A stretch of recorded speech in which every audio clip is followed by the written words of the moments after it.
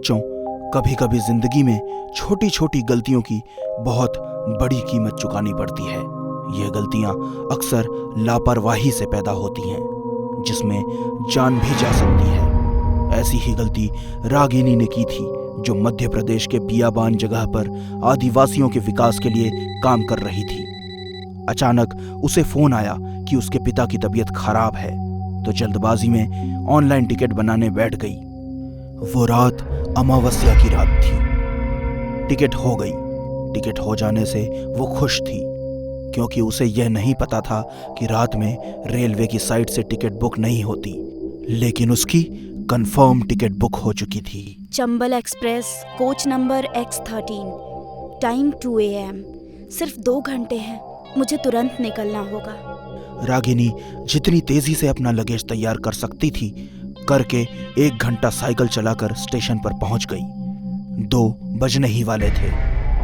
ओह God, यहाँ मेरे अलावा तो कोई है ही नहीं।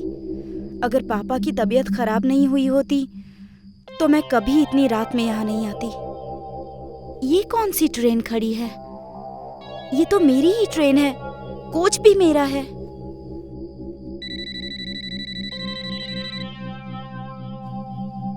हाँ माँ, ट्रेन मिल गई है। पापा कैसे हैं? ग्रेट। हाँ, मैं 12-1 बजे तक पहुंच जाऊंगी। रखती हूँ माँ, ट्रेन में चढ़ रही हूँ। वाओ, सीट का नंबर भी तेरा है। किसी के लिए लकी, किसी के लिए अनलकी। गॉड नोज मेरे लिए क्या होगा।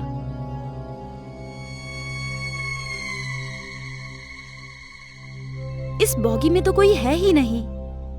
कहीं कुछ गड़बड़ तो नहीं? छोड़ यार रागिनी, इतने एडवांस दुनिया में दकियानूसी टाइप की कुछ मत सोच। जल्दी से फ्रेश होकर सो जा, वरना पूरा दिन खराब हो जाएगा।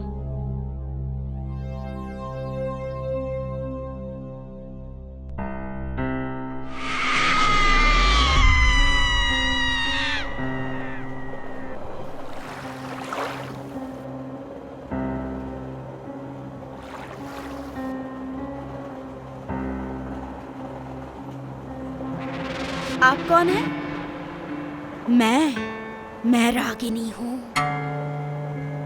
I'm sorry, रागिनी मैं हूँ, और ये सीट भी मेरी है। किसी के लिए लकी, किसी के लिए अनलकी। ये सीट नंबर 13 मेरी है, और मेरे पापा की तबीयत बहुत खराब है। मैं उन्हीं से मिलने अपने घर दिल्ली जा रही हूँ। प्लीज आप जो भी हैं, मेरी शक्ल का मेकअप करके मुझे परेशान मत कीजिए। मैं पहले से ही परेशान और डरी हुई हूँ। ये सब क्या बकवास है? मेरे पापा की तबीयत खराब है और मैं जा रही हूँ दिल्ली। तू सही कह रही है, ये सब बकवास है, लेकिन यही बकवास तेरी जिंदगी का आखिरी सफर बनने वाला है।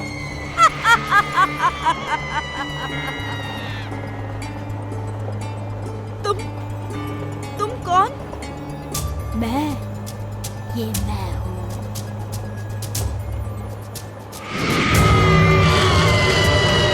ओह गॉड, बचाओ, बचाओ! इस ट्रेन पर मेरा अधिकार है रागिनी। यहाँ मेरे अलावा कोई नहीं तुम्हें सुनने वाला। मैंने तुम्हारा क्या बिगाड़ा है? मुझे छोड़ दो।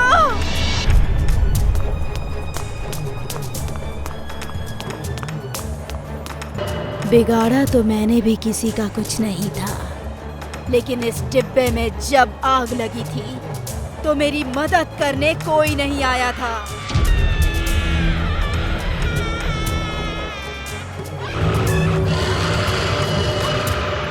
मेरा भी परिवार था, मुझे उन लोगों ने उनके पास नहीं पहुंचने दिया।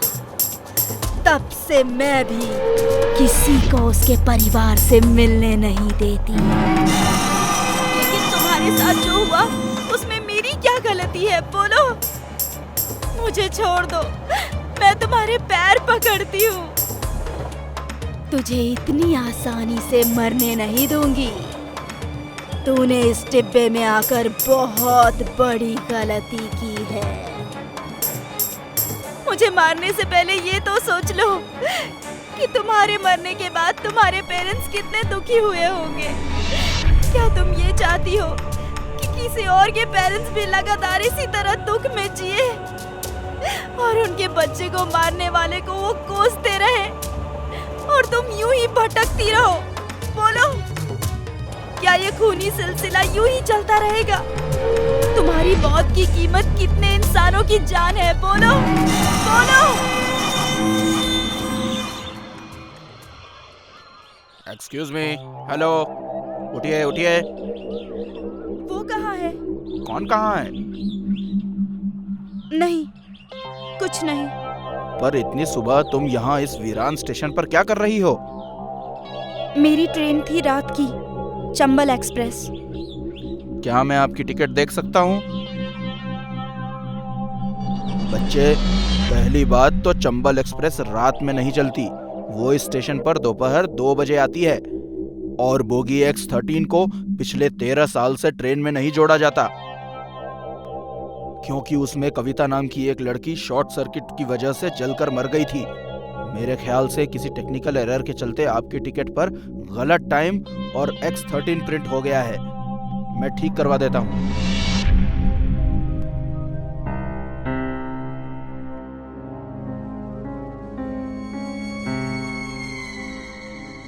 मेरी मर चुकी भावनाओं को जगाने के लिए तुम्हारा शुक्रिया।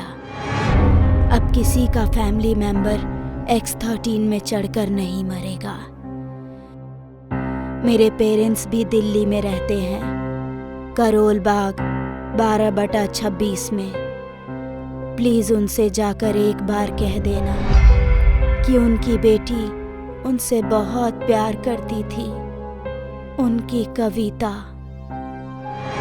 रागिनी ने परेशानी में लापरवाही के साथ टिकट बुक जरूर करवा ली थी, लेकिन किस्मत से आज वो जिंदा है और उसकी वजह से कई और लोग मरने से बच गए। मगर हर किसी की किस्मत रागिनी जैसी बुलंद नहीं होती। इस दुनिया की भीड़ में जब कोई इंसान मुसीबत में पड़ जाता है तो वो लोगों से मदद मांगता है, लेकिन इस भीड़ में कुछ लोग ऐसे भी हैं जो मदद के नाम पर सामने वाले को और बड़ी मुसीबत में डाल देते हैं, जिससे जान का भी खतरा हो सकता है। काली अंधेरी रात में भेड़ियों के चिल्लाने की आवाज आती है। एक बड़े से पेड़ पर बहुत सारे बैठे कौवे कांव कांव करते हुए उड़कर जाने लगते हैं। सुमित ड्राइविंग सीट पर बैठा था। दिशा उसके बगल वाली सीट पर बैठी थी। बेबी, तुम्हें लड़का चाहिए या लड़की? लड़का हो या लड़की, मेरे लिए दोनों ही बराबर हैं। वैसे तुम्हें क्या चाहिए? जो तुम्हारी पसंद वो मेरी पसंद। तभी उड़कर जा रहे कौवे में से एक कौवा कार की ओर मुड़ जाता है और विंड स्क्रीन से टकराकर मर जाता है। विंडशील्ड क्रैक हो जाती है और खून भी लग जाता है। सुमित झट से ब्रेक मारकर कार रोकता है। दोनों कार से बाहर आते हैं। दिशा घबराई हुई है। वहीं सुमित मरे हुए कौवे को देख रहा है। सुमित आगे बढ़ता है और कौवे को उठाकर दूर फेंक देता है।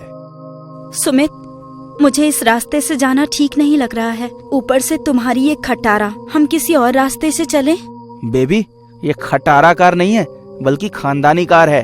और बेबी, हम बहुत आगे तक जा चुके हैं, तो और अभी दूसरे रास्ते से जाना मतलब फिर से हमें वापस शहर जाना होगा।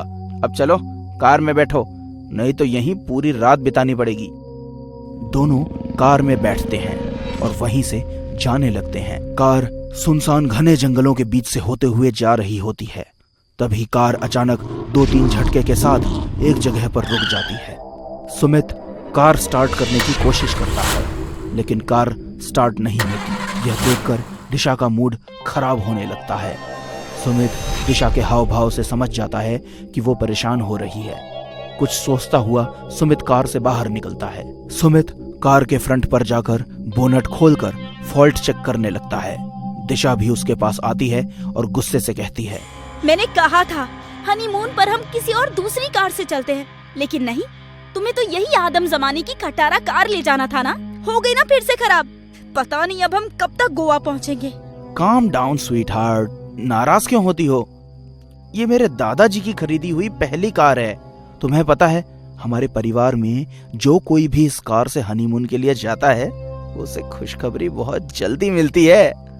घबराई हुई दिशा अंधेरे में इधर उधर देखने लगती है, पर अंधेरे के कारण उसे कुछ नजर नहीं आता है। तभी उसके कान के पास कोई आता है। कौन हो तुम? आवाज सुनकर दिशा आवाज की ओर एक झटके से पलट गई, लेकिन उसे आसपास कोई दिखाई नहीं दिया।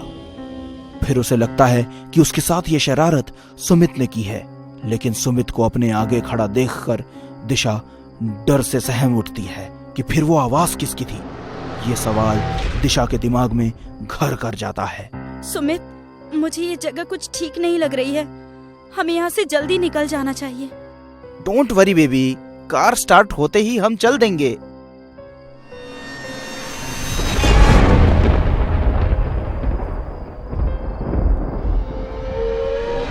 दिशा, क्या हुआ?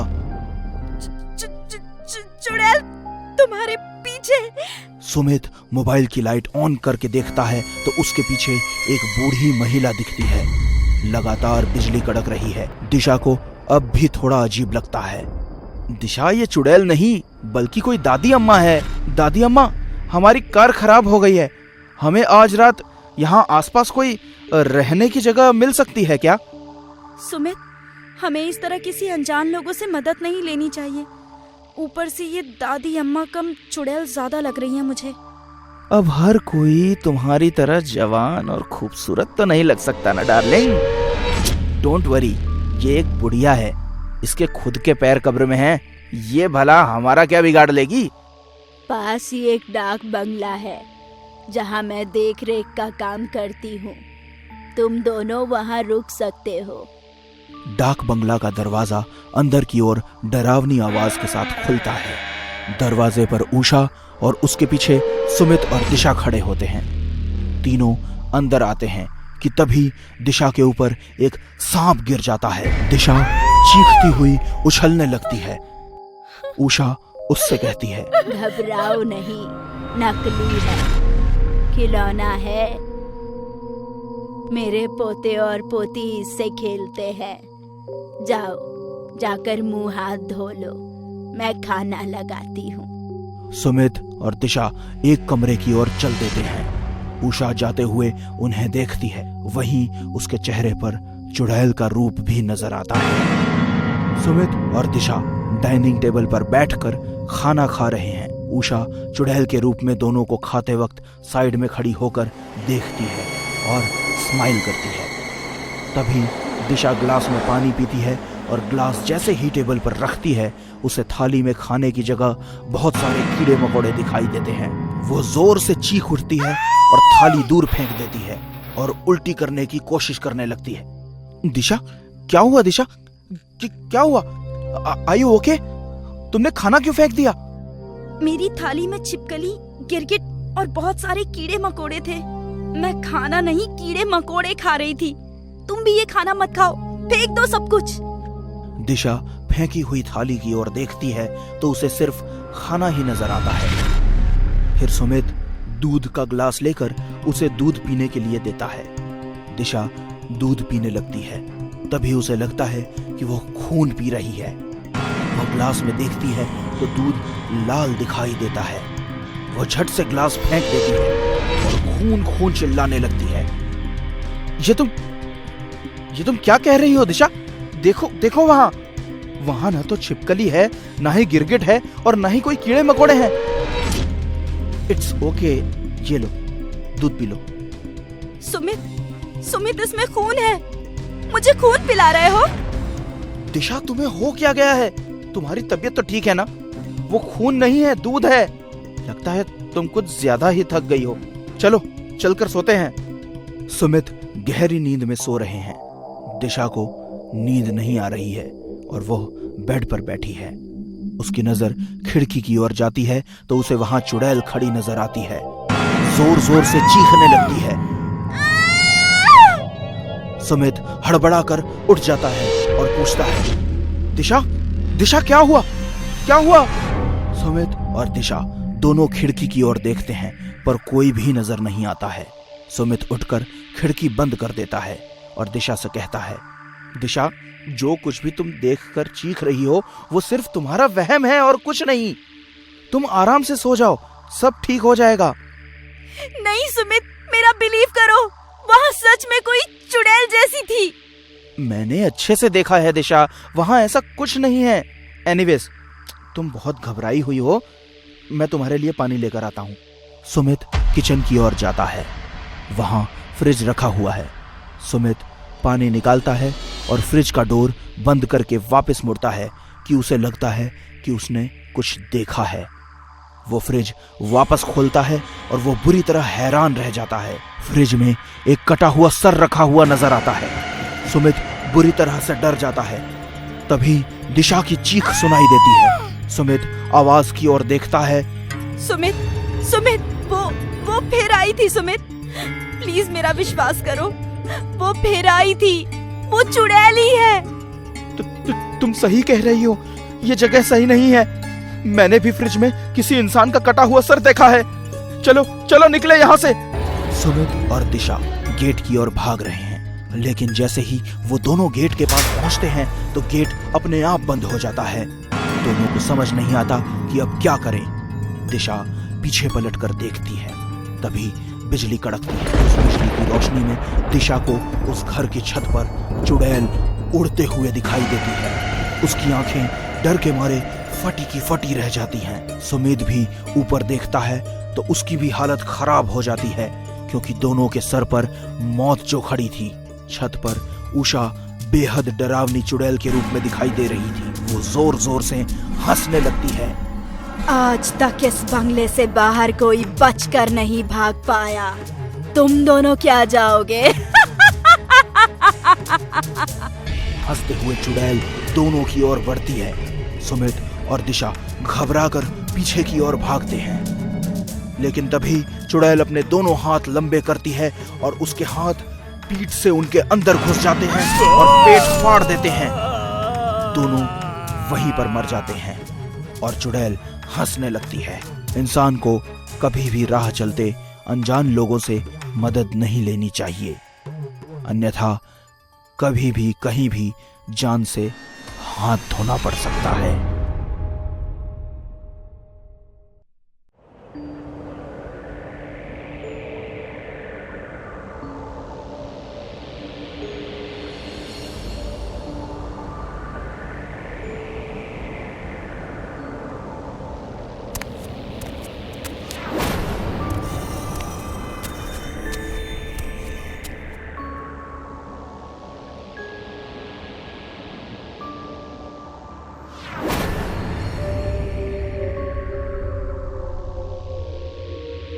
भाईजान, दुश्मन वहां उस पहाड़ी के पास है। चलिए इन हथियारों का सारा लोहा दुश्मनों के जिस्म में उतार कर उन्हें जहन्नुम की सैर करवा देते हैं।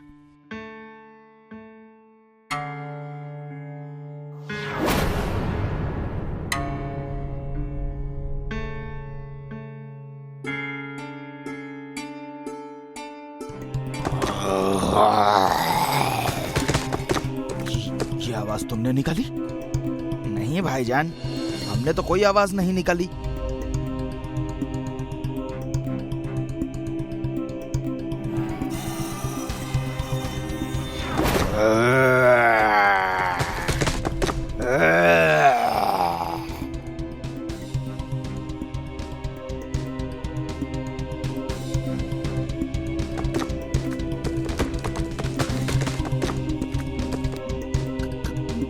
कौन है? कौन है? सामने आओ, सामने आओ, नहीं तो गोली चला दूंगा।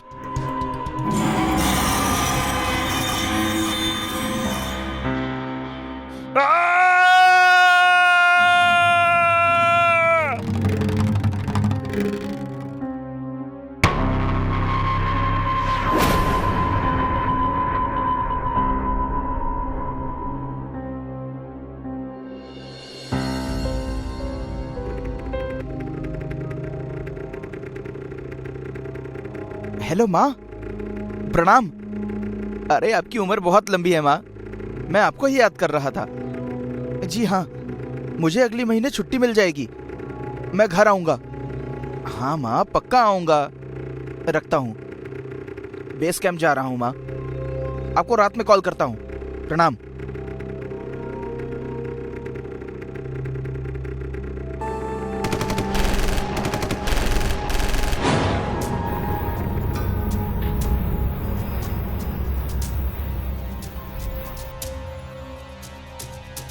ओए, भारत माँ के बच्चे, छुपता कहाँ है?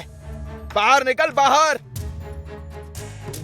हमने तो सुना था भारत माँ के फौजी बहुत बहादुर होते हैं, लेकिन तू तो डरपोक निकला, जो चूहे के जैसे बिल में छुपा है।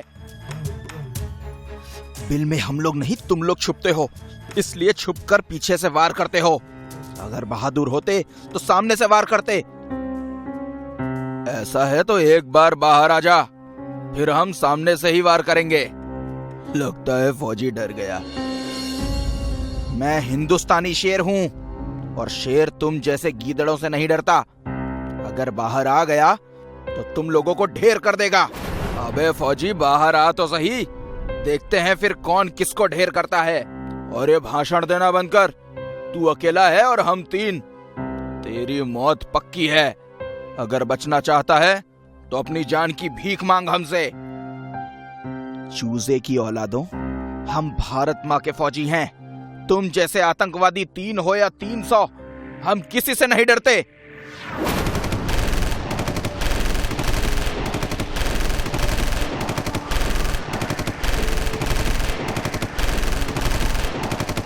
बहुत बरसाली गोलियां। अब इंडियन आर्मी की बारी है।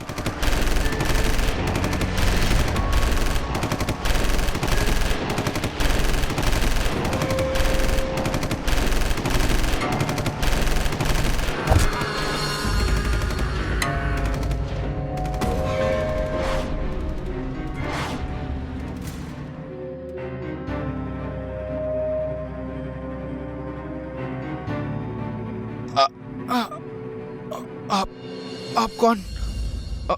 और यहाँ क्या कर रहे हैं? बेटा, मेरा नाम मकसूद है। ये मेरा ही घर है। झूठ। ये घर तो कब से खाली पड़ा है, और यहाँ कोई नहीं रहता।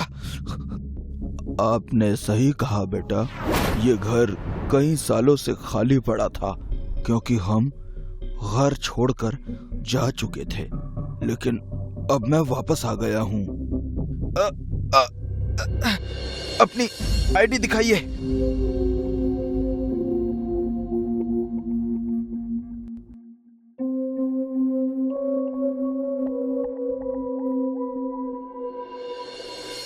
नहीं, आगे मत बढ़ना। बेटा, आपकी हालत बहुत खराब है, आपको इलाज की जरूरत है। मैं ठीक हूँ। गोली लगने से आपका खून बहुत बह रहा है, और ऐसे में इलाज नहीं किया गया तो आपकी जान को खतरा हो सकता है बच्चे।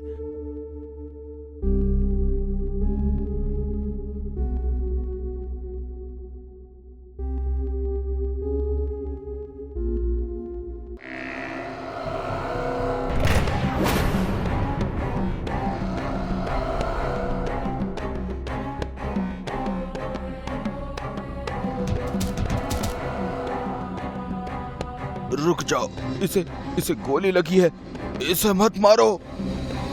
चुप कर बुड्ढे, तेरे जैसे लोगों की वजह से हम कश्मीर को हासिल नहीं कर पा रहे हैं। हमारी कौम का नाम बदनाम करने वाले, तेरा नाम क्या है? मकसूद। अब चुपचाप यहीं बैठा रहे, वरना फौजी से पहले तू जान से जाएगा। और फौजी, सुना है हिंदुस्तानी सेना हम लोगों का खात्मा करने की तैयारी में है। बता, तुम्हारा प्लान क्या है? क्यों? मरने से डर लग रहा है, इसलिए प्लान जानना चाहता है? मरने का डर हमें नहीं, तुझे होगा फौजी। अब जल्दी से बोल, तुम्हारा प्लान क्या है? नहीं तो तुम्हारे शरीर में छेद ही छेद कर देंगे। मारना है तो मार दो, लेकिन मैं कुछ नहीं बताने वाला तुम्हें। देश के साथ गद्दारी करना तुम्हारे देश में होता होगा, हमारे देश की आर्मी में नहीं। तू जो चाहे बोल ले फौजी, बताना तो तुझे पड़ेगा, चाहे तू इसे गद्दारी बोल या अपनी जान की कीमत। बता क्या प्लान है तुम्हारा? कहा ना, मरूंगा तो मर जाऊंगा, मगर देश से गद्दारी नहीं करूंगा। तू ऐसे नहीं तो ऐसे मानेगा।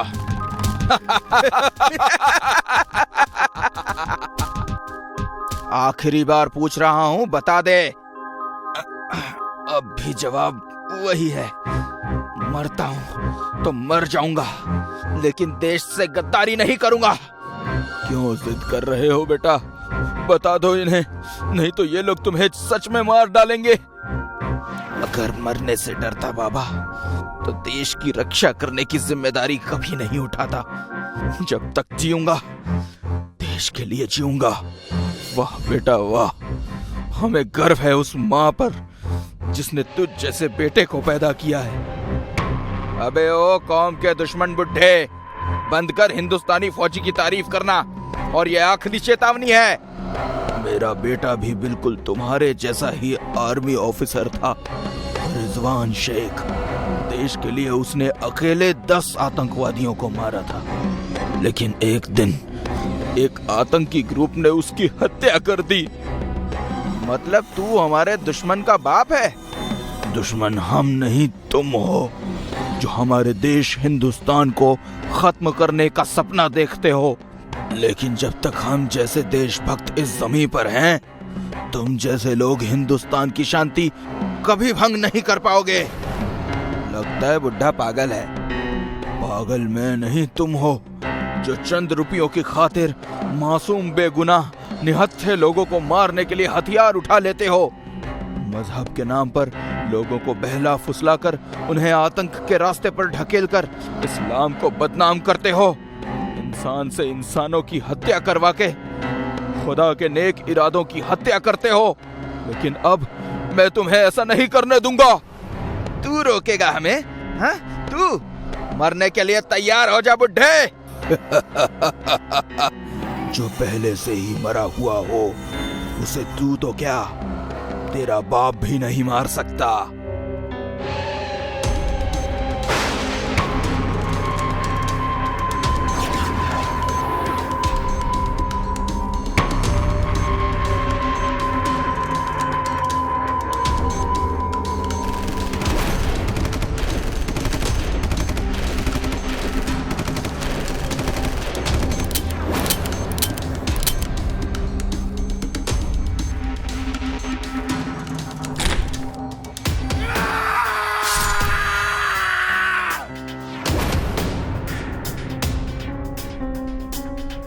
देश का ख्याल रखना